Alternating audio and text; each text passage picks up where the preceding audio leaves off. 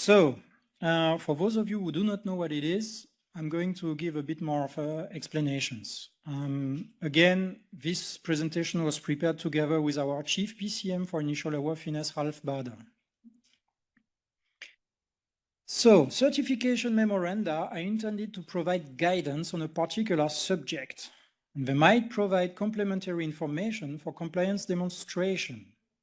So those documents are similar in nature to acceptable means of compliance and guidance material that we have in our certification specification book 2. Formally speaking, the main difference is that it is not endorsed through a so-called ED decision. So I will not go into more details about it. It's more of an internal process at EASA. It is having no impact on you because what's in an AMC GM and what's in a certification memorandum should be interesting for you either way. So what's important is what a cert memo is not. I'm sorry, I will say cert memo now as of now. Cert memo are not intended to introduce new requirements or to amend existing requirements. They still have in nature a similar nature than the guidance material and acceptable means of compliance. They are not requirements and they are not modifying existing requirements. They cannot go against part 21. So we have here the very last word, which is, I think, a central wording you need to keep in mind while looking at this presentation. Rulemaking. Why don't we do rulemaking instead of publishing things on our website? Very good question that you haven't asked, but everyone is doing so inside EASA, you need to know.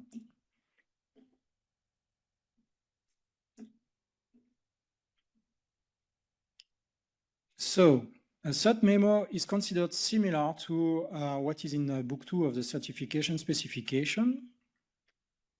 And actually, guidance on a particular subject, complementary information on this subject, especially compliance demonstration, should be included into the book 2 of the certification specification via a rulemaking exercise. But we know we live in the real world, we have constraints, we have some possibilities, but if we can do it faster to introduce a new guidance material or acceptable means of compliance via a cert memo, rather than using rulemaking, we will do so. So faster than rulemaking is one possibility to decide publishing a cert memo. Or the second possibility is more experience should be gathered to achieve higher maturity of what we want to publish. So we do not want to do some rulemaking exercise and then do it again the year after because we found out that we could improve the wording. So the best thing in that case, if we're not 100% sure of what experience data we will get, is to publish a cert memo first as an interim solution. You might find out that there are two categories of cert memo. Absolutely not relevant in terms of validity. They are both as valid as the other. Just for the sake of clarity, when you find a CM category 1, a cert memo category 1, it's for topics of a more generic nature.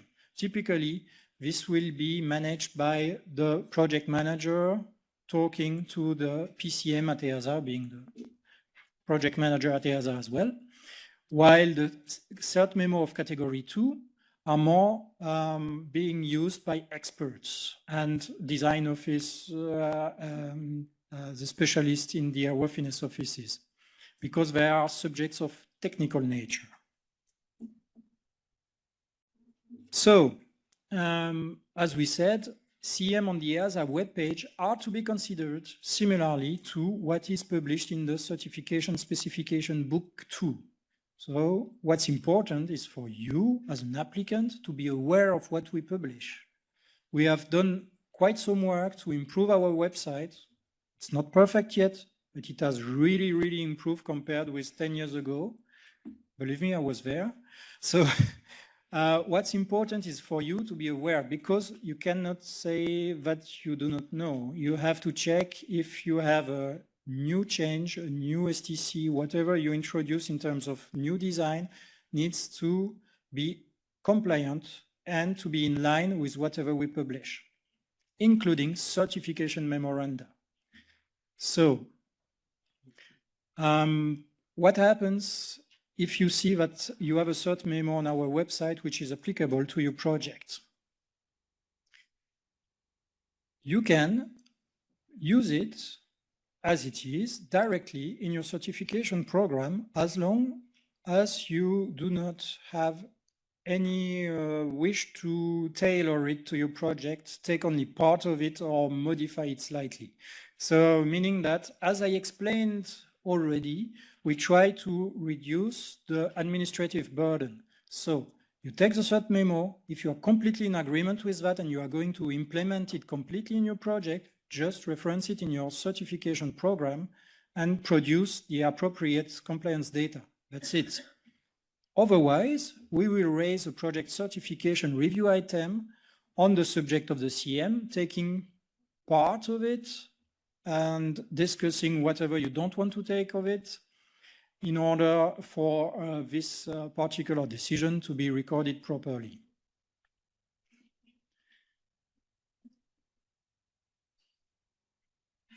So this was a very short presentation, but what I wanted to say is that it's really one of the most important ones, because I think that one of the main goals of your day when you're working in an office of airworthiness is to know what EASA has published. We are making progresses. We are changing actually policies. We are introducing new policies. You might remember what my colleague Enzo Canari said about lithium batteries. This is one of those topics which are changing very often. This is one of those topics which are actually taking a lot of feedback from the field. And when I say the field, it's you. So when you are introducing something in an aircraft and you find out it doesn't work, at some point we get to hear about it. And this is something that we take into account.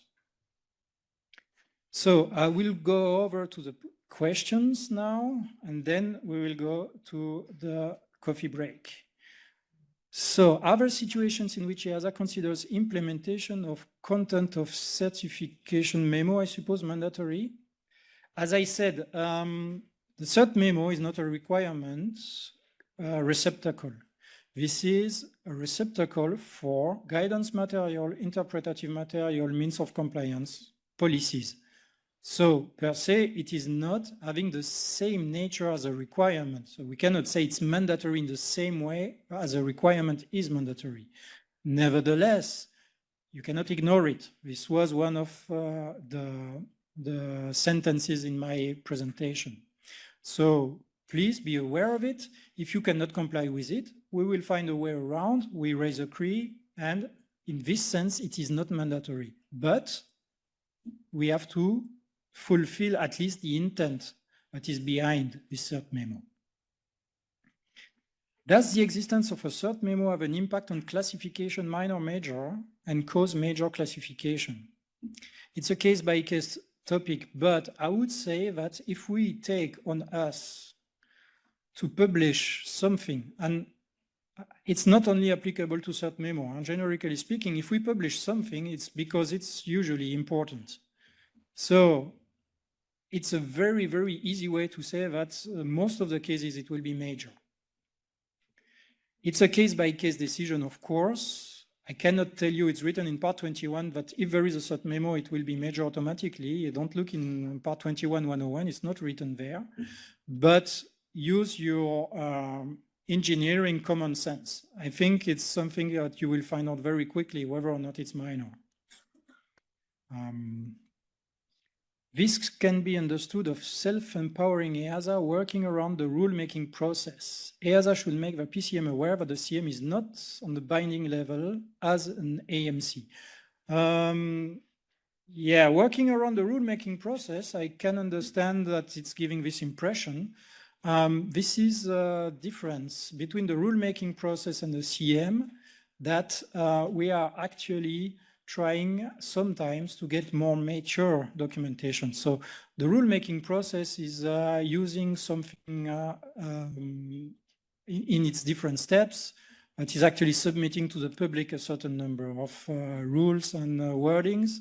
The cert memo can be considered at that level. So I would say it's complementary. It's not going around because the rulemaking process wouldn't make something that will be legally more valid than the cert memo. The cert memo is as valid as an AMC or GM. And self-empowering of EASA, well, we are empowered as far as the basic regulation is empowering us. So that's actually what we are using. So we are not changing this. The framework is the same. Do you confirm that the cert memo is not binding? So you cannot escape a cert memo. I tell you that's as simple as possible. It's binding or it's not binding? It is as binding as what you will find in CS Book 2. Yes, it's binding. Yes, it is binding for you to be aware. It is by no, but it is not a requirement. Of course not. So we not agree because on as Gilles has written on the front page of certification memorandum is written that it's not binding. So the regulation and the MC have an approval process which is different. It's more complicated. Go to a different process. It is not the certification memorandum. We should go, let's say, on a simplified path. We cannot make on the same level MC and certification memorandum. It's what we have understood as an industry. Okay, you have understood it this way. I think that perhaps you can say something quickly about it, Gregory, but from a PCM perspective, I make no difference. My understanding is that the cert memo clarifies our interpretation of another piece of regulation which can be binding. That's my understanding.